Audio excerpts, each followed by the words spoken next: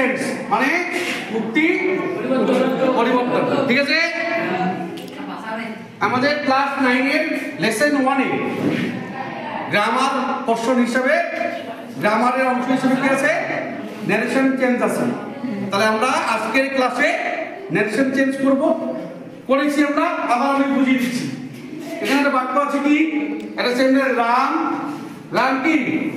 Ram said to me I go to school daily.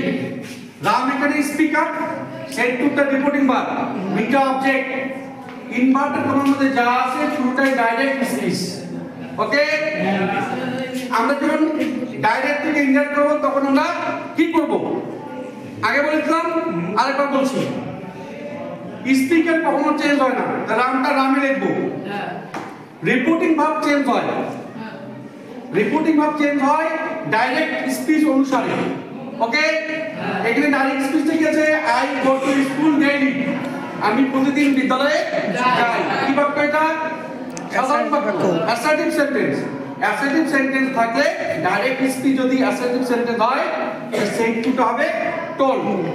ওকে, অবজেক্টটা যা আছে তাই, মিটা me.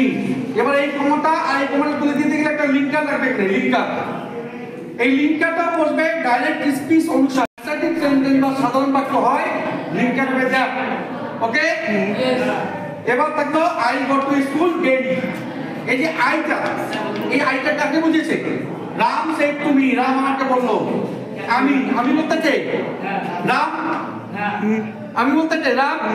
Ram third person singular number, I এর third person singular number হচ্ছে হি। আইটা তাহলে হি হলো। এবার বলছে গো, এটা রিপোর্টিং ভার্ব, এটা রিপোর্টেড ভার্ব।